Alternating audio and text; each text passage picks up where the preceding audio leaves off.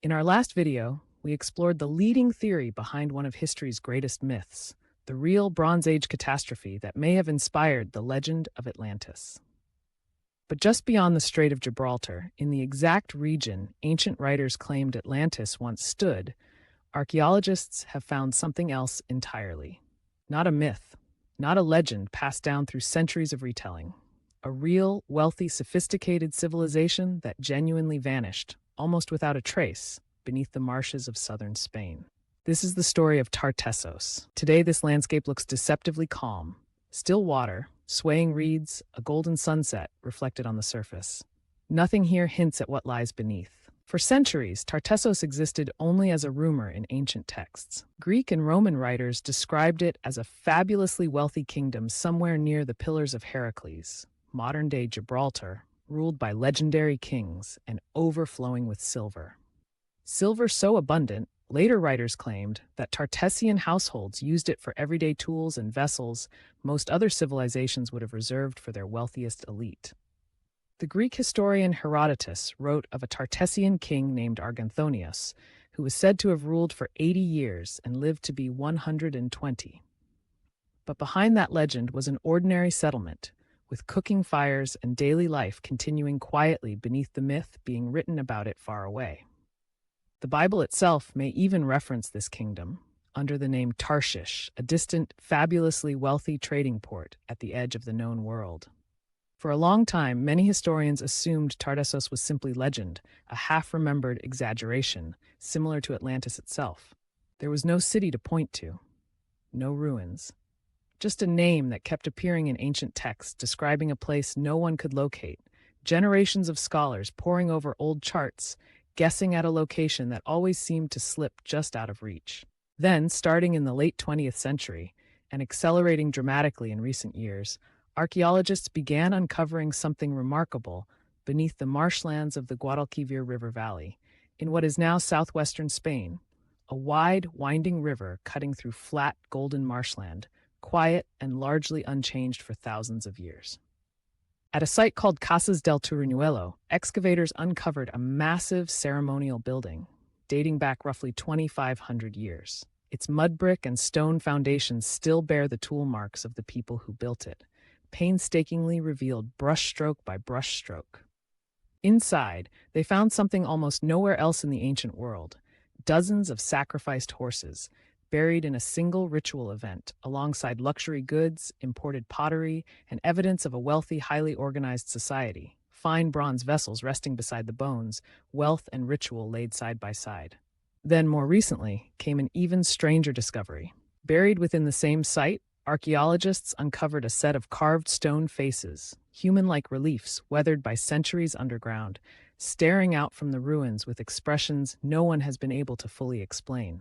Each face slightly different from the next, worn in its own way, as if each one told a slightly different part of a story we can no longer read. Some researchers believe they may represent Tartessian deities. Others suggest ancestor figures or ritual guardians meant to protect the sacred building. Imagine one of these faces, lit only by moonlight, standing watch over the site for 25 centuries. No inscriptions survive to tell us for certain, because unlike their Greek and Phoenician trading partners, the Tartessians left behind a written language that to this day remains only partially deciphered. Faint markings on stone, worn nearly smooth, hinting at a message we simply cannot fully read.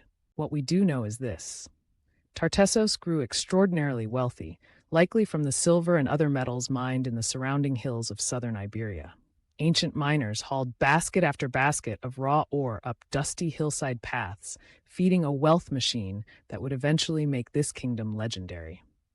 That wealth attracted Phoenician traders from the eastern Mediterranean, who established colonies along the nearby coast and exchanged goods, technology, and ideas with the Tartessians for centuries. Foreign traders and local Tartessians meeting hand-to-hand in busy market exchanges, generation after generation. For a time, Tartessos may genuinely have been one of the richest, most cosmopolitan societies in the entire Western Mediterranean world, a genuine bridge between the ancient Near East and the far edge of known Europe. its harbors stocked with pottery, textiles, and luxuries pulled in from distant, unfamiliar cultures. And then, sometime around 500 BC, it simply stopped. The same bustling harbor stalls stood suddenly empty, dust settling where abundance had been only years before. The great ceremonial center at Casas del Turuñuelo appears to have been deliberately, ritually destroyed and buried, not unlike the ancient burial of Göbekli Tepe thousands of years earlier and thousands of miles away. Around the same time, Tartessos disappears almost entirely from the historical record. Later Roman writers barely mention it, their own texts fading into incomplete fragments and crumbling edges. The great kingdom described by Herodotus simply fades out of history. Why did it disappear? That question remains genuinely unresolved. Some archaeologists point to changing trade routes as Phoenician and later Carthaginian power in the region shifted. Wealth and shipping lanes quietly redirected away from the Iberian coast toward new destinations entirely, potentially cutting Tartessos off from the maritime trade networks that had made it wealthy in the first place. Others suggest internal political collapse or environmental changes to the river delta the Tartessians depended on, silt slowly building, the waterline receding, the very landscape shifting beneath them, or simply a gradual absorption into neighboring Iberian and Phoenician cultures, rather than a single dramatic event. It's also worth noting that Tartessos wasn't the only settlement of its kind in the region. Archaeologists have identified related sites scattered across southwestern Spain and Portugal, sharing similar architecture, similar ritual practices, and, in some cases, similar carved stone imagery, suggesting Tartessos may have been less a single city and more the leading center of a broader Tartessian culture that spanned a wide stretch of the Iberian Peninsula. If that's true, the disappearance of Tartessos wasn't the fall of one city, but the unraveling of an entire cultural network, all within a similarly narrow window of time. There are hints, too, that agriculture and religion were deeply intertwined in Tartessian life. Excavated grain stores and animal remains at ceremonial sites suggest that harvests themselves may have been treated as sacred events, tied directly to the same rituals that produced the horse sacrifices and carved stone guardians. If the region's environment genuinely did shift, through drought, flooding, or the slow transformation of the river delta, it may not only have damaged the Tartessians' economy, but struck at the religious foundations their entire society was built upon.